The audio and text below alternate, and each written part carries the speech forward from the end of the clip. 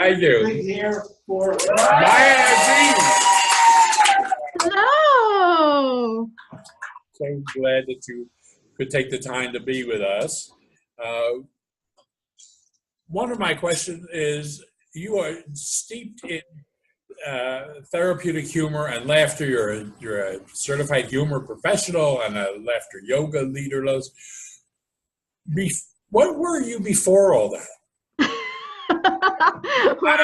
I'm interested because I think we're all on a path, and somehow we've come from different starting points, and here we're intersecting on some things that we have in common. What were you doing before you got to the humor and laughter? Got to take humor seriously kind of thing? Well, isn't it interesting? You're absolutely right. We're all on a path, and we all seem to somehow end up where we're supposed to be eventually. And certainly that was the case for me. So my roots are in clinical social work. I worked as a frontline clinical social worker for a number of years. I then went into management. I managed healthcare and social service teams in different kinds of institutions, largely in pediatrics. If we go even before that, I always loved to laugh. Even though I didn't understand the why, I always knew it made me feel good and it made other people feel good. And so I think even as a kid, I gravitated towards humor, laughter, comedy. When I was in university and I, broke up with a boyfriend and I was depressed, I would walk down to Blockbuster. I would rent a whole bunch of comedies because I knew it was going to make me feel better. Were you a funny kid? Was I a funny kid? Oh my goodness. After this, I'm going to go ask my siblings. I think so. I think I was an awkward kid, a bit of a humor nerd, even from the beginning. I mean, I was a little kid and I was watching Monty Python and Fawlty Towers, and when my friends were watching very different kinds of shows. So I always appreciated it. And yeah, I think I started to write humor quite young, even in high school, and then much more in university. I was sort of into sketch comedy and that kind of humor. So I always knew that it brought me something. Then when I started my work in social work, I found very quickly two things. One, that as a professional, humor was a wonderful way to join with clients. And so I was working with, parents who were caring for their children who were living with disabilities or with chronic illness, who were having to deal with quite a difficult situation. And the first thing that you have to do is for them to trust you and to connect with them. And I found that if we could find shared laughter or a shared sense of humor, very quickly they would see me as human.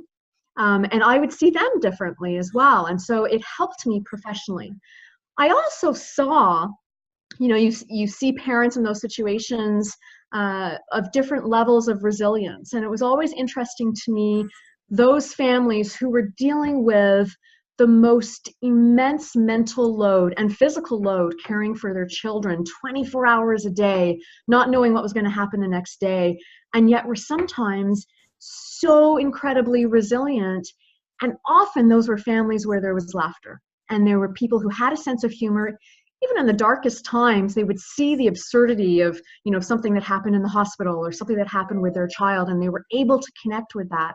And so I saw the impact that humor could have in terms of allowing them to be able to carry on with what they had to do. And then, of course, I discovered more formally applied and therapeutic humor and started to understand these things that I was observing and sort of where they came from and could more intentionally start to use them. So you were a social worker with a sense of humor. Yes.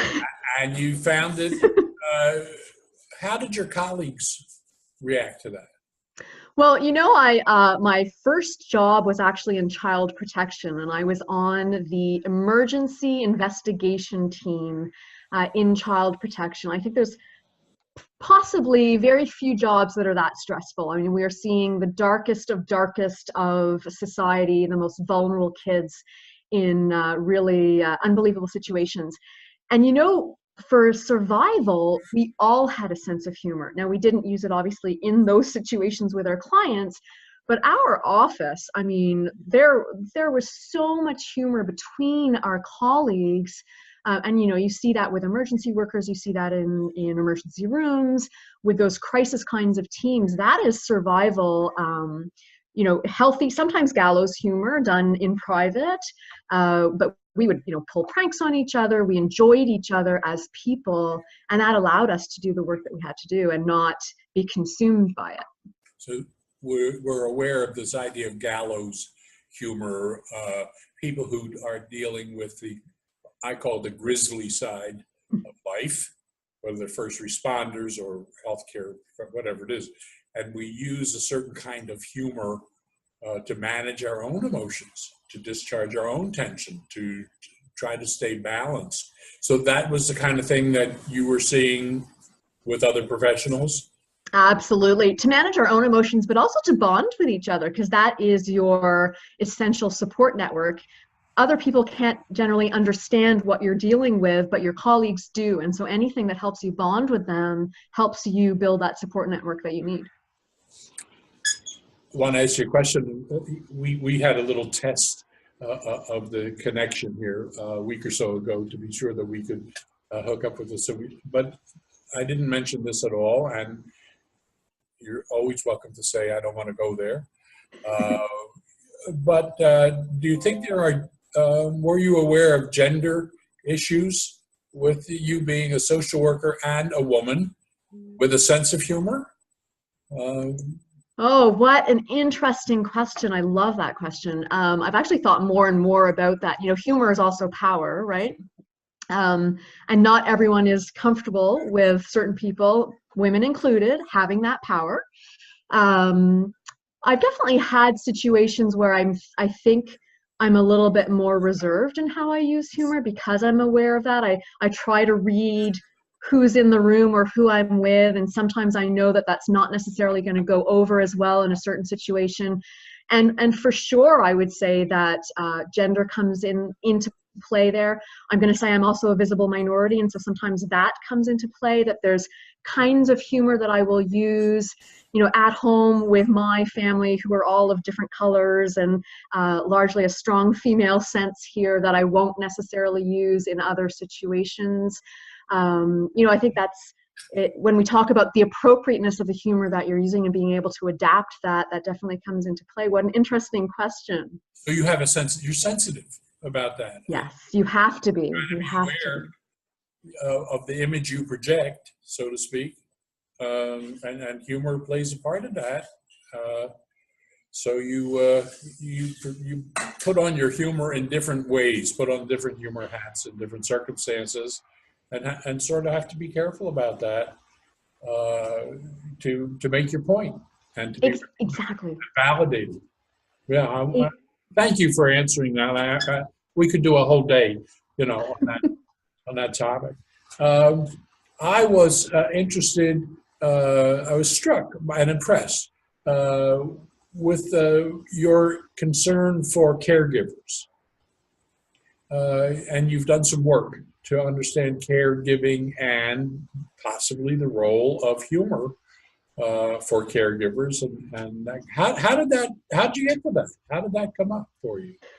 Yes, I mean, that's definitely an area of huge interest for me, this notion of how humor and laughter can boost resilience for caregivers. And so I've spoken a little bit about the professional side of me. There's also a personal side of my interest there. And I do, you know, 15 years ago, I gave birth to a beautiful, wonderful girl who's currently hiding upstairs because I told her she had to be quiet, who was born actually with a very rare genetic syndrome. And so I found myself at that moment becoming quite intensely thrust in this world of caregiving myself. Without going into huge details, I mean, she's been in the operating room 28 times, and we are frequent flyers at the hospital, and there's various things that we've had to deal with, you know, to varying intensity over the last number of years. And so it became very, very vivid to me how humor and laughter was an essential lifeline in that role, not just for myself, but for our family. in many different ways, and it helped us in so many different ways, and that sort of thrust me even more down this path of interest, where I now speak to groups of largely parents, because my field is pediatrics, who are caring for children who are dealing with chronic illness or various different medical or social service situations. And so that's where the interest comes. And if I talk a little bit more specifically about the things that it brings, I mean, caregiving comes with this huge sort of constant stress and this constant load. And we all know that stress itself is neither good nor bad. It's that sustained stress that can impact us physically, emotionally, mentally, socially. And anything that gives a little bit of reprieve from that can be hugely useful in terms of literally sometimes just that moment of laughter that helps you catch your breath, quite literally, to be able to carry on. And that I certainly found, I can remember times in the hospital where, right after crying for a while, sometimes something absurd or ridiculous would happen and we would just burst out laughing, and it was like a release of tension, and then we'd be able to carry on. And that I've been able to speak to other groups of parents and healthcare professionals about the value of that. We dismiss it too quickly as a really powerful tool in dealing with some of these issues, and how it helps us connect to others.